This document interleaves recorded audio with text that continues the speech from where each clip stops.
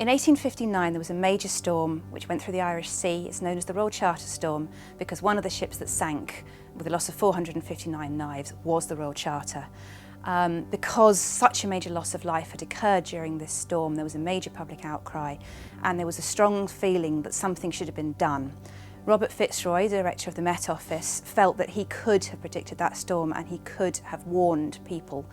And so he went to the Board of Trade, his bosses basically, and persuaded them to allow him to start a storm warning service, which then involved observations coming into the Met Office, that information being checked, and then warnings going back out to the various ports that needed to then put up signs. There was a system of cones and drums that enabled them to warn shipping that a storm would be approaching, which direction the wind was coming from. That still exists. It's known as the shipping forecast. Fitzroy was very, very keen on the concept of saving life at sea, and it didn't matter to him if that was a great ship or a fishing vessel.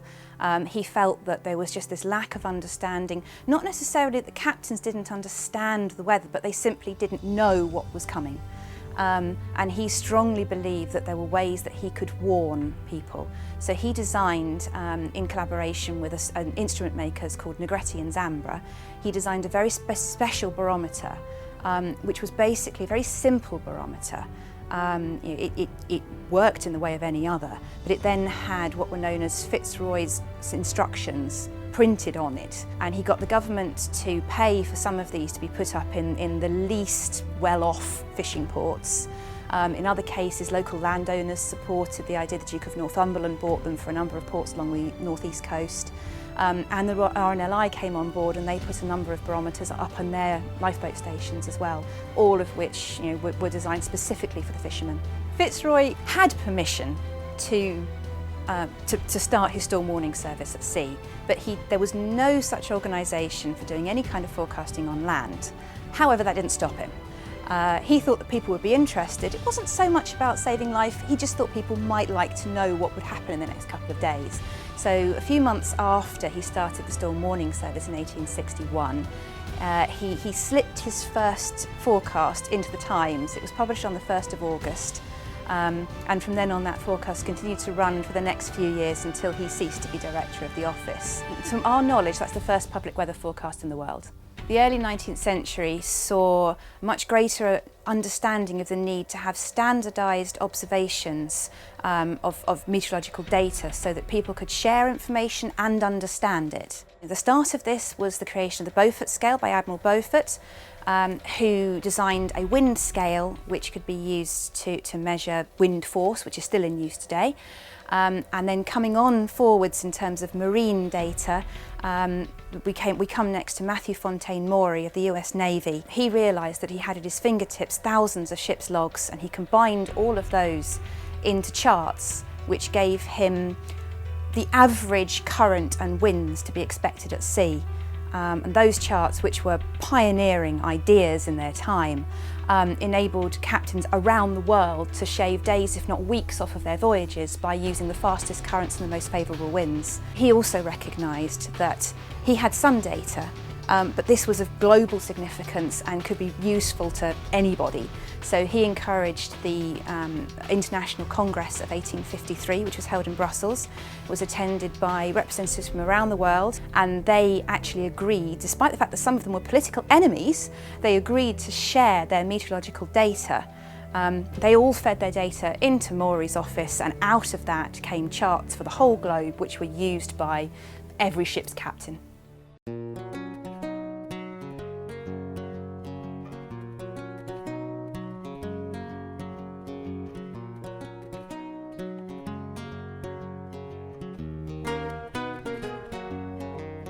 The Met Office forecasts are very, very important to sailors in the UK and also across the world. And one of the reasons for that is that weather is an integral part of the sport. Wind, speed and direction is really, really important, as is visibility and also what the state of the sea is. So the Met Office forecasts are used for dinghy sailors, cruising sailors, particularly when they are doing their passage planning. So it is very, very important indeed, because it ensures that they have safe sailing. In the 1979 Fastnet race, we had a very unusual August storm. It was quite a deep area of low pressure for late summer, and unfortunately it did have tragic consequences for that race because 23 yachts were affected and sadly 15 lives were lost. That was back in 1979, and the Met Office have learnt a huge number of lessons since then, and also the sailors and the organisers of the race. And as those lessons were learned, what the Met Office has done is ensure that all those sailing forecasts, the shipping forecasts, the gale warnings, the inshore waters, they're readily available via lots of different platforms for sailors and also the organisers to use for future Fastnet races. The Met Office were the official weather forecaster for the London 2012 Olympics and Paralympics, and for that event we had 3 forecasting teams. We had one based in London which looked after all the events based in London and around the capital, plus the opening and closing ceremony. So very, very important work. We then had another team based at the rowing in Eton Dorney, providing forecasts there for the rowers. And then myself and 3 other team members were based at Weymouth for the sailing events for both the Olympics and the Paralympics. The feedback we got from that forecasting, which was very, very difficult because of the geography of Weymouth Bay and Portland Harbour, was very, very good. The area forecasts for the next 24 hours. Viking north at Sierra, south at Sierra, 40s, Cromarty 4th. Variable, mainly southerly or southwesterly 3 or 4. So the different names of the different shipping areas have a very kind of romantic, exciting sound to them. Cromarty, for example, Vikings as well, very, very nice sounding names. But at the same time, the meaning and the reason why we do the shipping forecast is so important and so critical. Essentially, it is a life or death forecast, because if the forecast for a shipping area is for very extreme conditions and then people take action to go shipping in that area, then it can have a very critical influence on their lives. So this forecast is extremely important, and that's why it's so widely listened to by the shipping community. The sea around the UK coastline is broken down into 31 areas. So in those 31 areas, there's quite a lot of detail that goes into the forecast, and we give them the likelihood or if a gale warning being issued.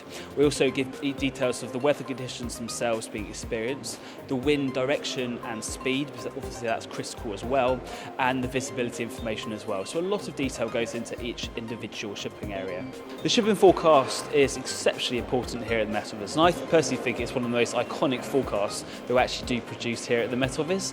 We produce it, it originally starts here in the Operations Centre, and then it gets passed down to the radio station, so Radio 4 will then read out the forecast, and that happens 4 times a day.